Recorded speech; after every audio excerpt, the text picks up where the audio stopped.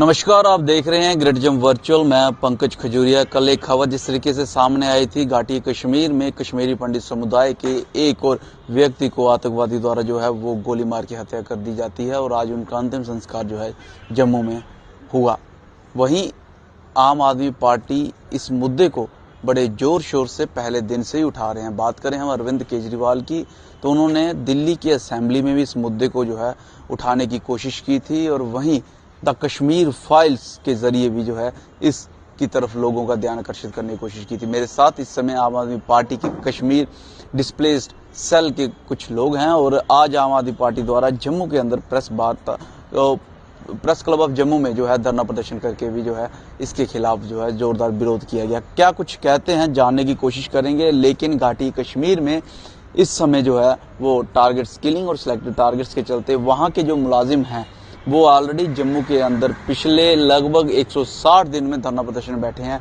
Demand कर रहे हैं उनको रीलोकेट जम्मू किया जाए क्योंकि वह अपने आप को वहाँ पे महफूज जो है वो नहीं मानते हैं। क्या कुछ कहते हैं जानने की कोशिश करेंगे। मैं आपका नाम जानना चाहूँगा और किस तरीके से देखते हैं जिस प्रकार से टारगेट्स किलिंग की जा रही है और आम आदमी पार्टी इस पर विरोध कर रही है। मेरा नाम वीरेंद्र कुमार सत्थू है। मैं कश्मीर डिस्प्लेस्ड सेल ऑफ आम आदमी का वॉलंटियर मेंबर हूँ। तो हमें बड़े दुख के साथ आज कहना पड़ता है कि हमारे एक भाई की घर में जाकर घुसकर गेट खोलकर हत्या की, जबकि वहाँ के डीसी, मैं भी उसी डिस्ट्रिक्ट का हूँ जिस डिस्ट्रिक्ट का ये है, शोपियान से ही मैं हूँ। तो वहाँ का डीसी कहता है इनको कि आप क्यों इधर बैठे। भाई, हमने इनको एम्बेसडर बना के भेजा था। हमारे कश्मीरी पंडित 4000 बच्चे इस वक्त कश्मीर में हैं, ड्यूटी दे रहे हैं। उनको हमने एज एम्बेसडर बना के भेजा था कि आपस में तालमेल हो जाए। लेकिन हर हफ्ते, हर 2 हफ्ते एक की किलिंग हो रही है। पहले बिंद्रू से स्टार्ट हुई क्योंकि उसने अपना बिजनेस स्टार्ट किया था वहाँ, तो मार दी गोली। फिर उसके बाद उसका दामाद, वो जो डॉक्टर है, बड़ा गायनेकोलॉजिस्ट है, वो बैठा था क्लिनिक में, उसको भी गोली मारने की कोशिश, उसको भी मारी, मगर उसका वहाँ बेचारा वो जो अटेंडेंट था वो उससे मर गया। उसके बाद एक ये गोल्ड मर्चेंट, वो गया था 12 बजे, उसने डोमिसाइल सर्टिफिकेट लेने तहसील ऑफिस गया था। ये सुनने वाली बात है। गोल्ड स्मिथ हजूरी बाग का वो गोल्ड, ये डोमिसाइल सर्टिफिकेट लाने गया था, जो इन्होंने 370 हटाया ना और जो बोला डोमिसाइल सबको मिलेगा। वो डोमिसाइल लेने गया, हाथ में डोमिसाइल थी, दुकान पर पहुंच गया, उसको मार दिया। टाबा, ये उधर कृष्णा टाबा को, उसको भी दिन दहाड़े मार दिया। उसके बाद ये इतनी किलिंगी हुई। ये यहाँ की अब हमारी बाली बहन टीचर थी, उसको मारा गया। दूसरा चंद था, पूर्णचंद, उसको मारा गया, वो भी वहाँ टीचर था। अभी हाल ही में बैंक मैनेजर एक था, उसको भी मारा गया। हो क्या रहा है, ये क्या बोल रही है बीजेपी। डेवलपमेंट कहाँ है? डेवलपमेंट कागजों पर, ये कागजी गवर्नमेंट है। This is paper government, this is not on earth.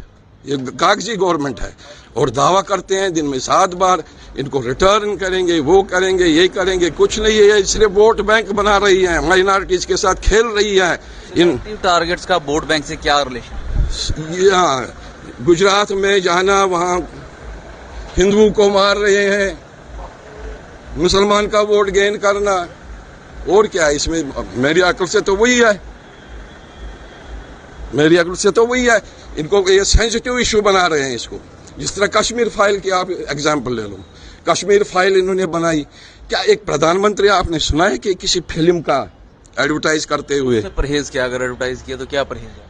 उससे परहेज है। ये हमें लगा जब हमारे प्रधानमंत्री ने उसका एडवर्टाइज किया, कश्मीर फाइल सबको देखनी चाहिए, उधर से होम मिनिस्टर ने भी किया, डिफेंस मिनिस्टर ने भी किया।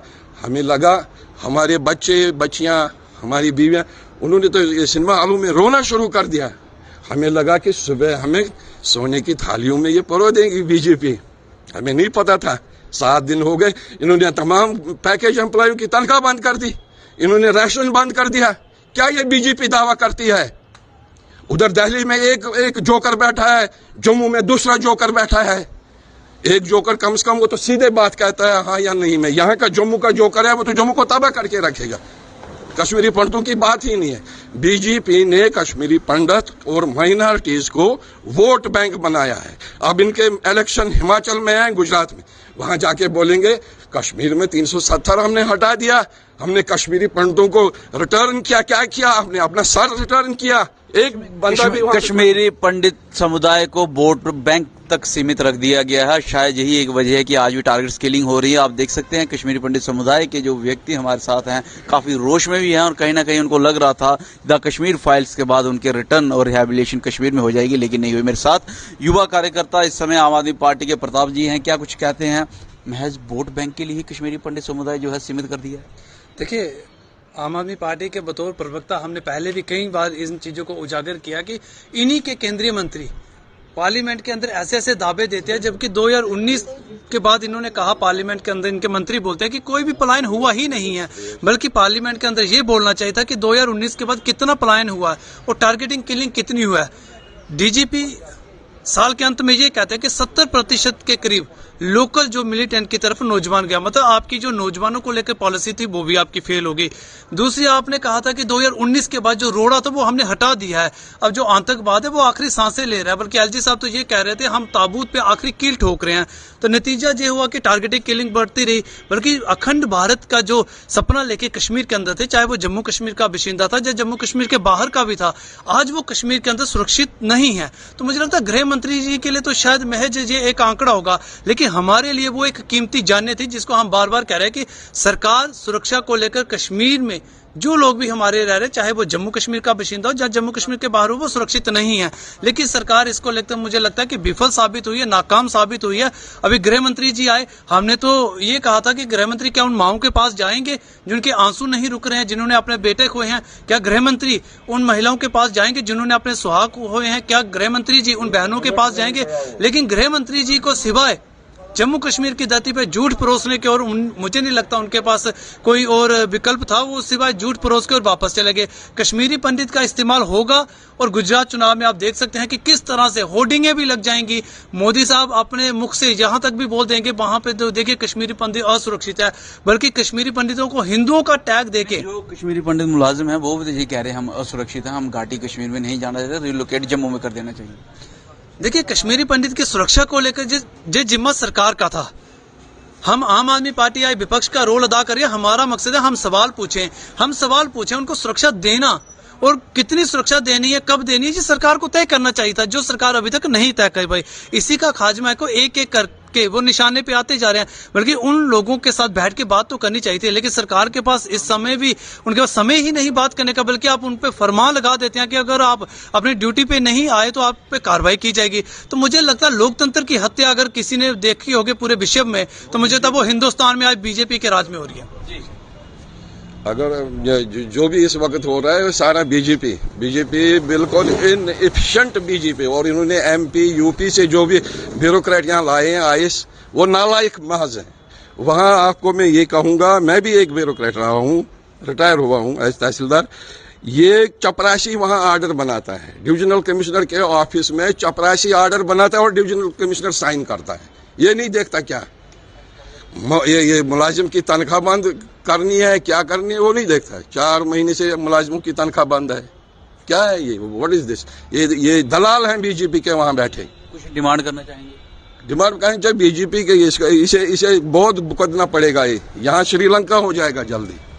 प्रताप जी, आखिर में आप ही से सवाल रहेगा, कहीं ऐसा तो नहीं आम आदमी पार्टी इसका राजनीतिकरण कर रही है? हम देख रहे हैं काफी संगीन मसला है, लेकिन कहीं ऐसा तो नहीं आप इसका राजनीतिकरण कर रहे हैं? देखिए, जानों से ज्यादा राजनीति ऊपर नहीं हो सकती है। जहां पे तो जाने हो रही है, और किन लोगों की जाने जो राष्ट्रवादी सोच के, जो नेशनलिस्ट विचारधारा के, जिन्होंने हिंदुस्तान का झंडा उठाया, अगर हम पे ये आरोप लगाएं कि ये राजनीति कर रही है, तो मुझे लगता है शायद जान की हिफाजत होनी चाहिए। तो मुझे लगता है भारत का संविधान भी यही कहता है कि अपने लोगों की हिफाजत होनी चाहिए। आप चाहे दिल्ली, शायद इतना नाम किसी और राजनीतिक दल ने लिया होगा, लेकिन सिर्फ नाम लेने के लिए आपने कश्मीर फाइल, जैसे मेरे भाई ने कहा कश्मीर फाइल की प्रमोशन आपने तो कर दी।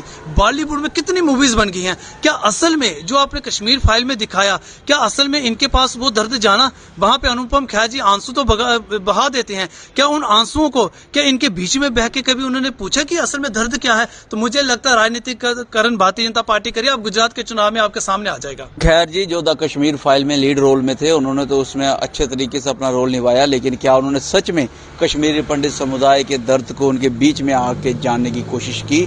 और शायद यही एक वजह है कि आज भी जो है कश्मीरी पंडित समुदाय को महज एक वोट के लिए इस्तेमाल किया जा रहा है।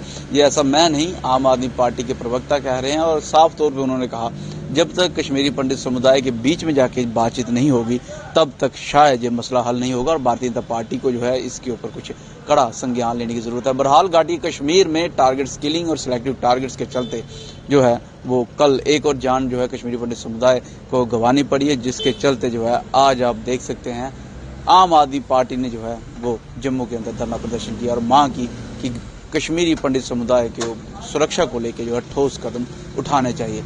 बहरहाल क्यों टारगेट किलिंग रुकने का नाम नहीं ले रही? क्या कमजोरी है, क्या मजबूरी है, और कहां सरकार फेल हो रही है, जहां कश्मीरी पंडित समुदाय जो है इसको किस तरीके से समझ रहा है? आपकी क्या राय है इसके बारे में कमेंट सेक्शन में कमेंट करके जरूर बताइएगा। वीडियो को लाइक और शेयर करना ना भूलिएगा। अगली अपडेट के लिए जुड़े रहें ग्रेट जम्मू।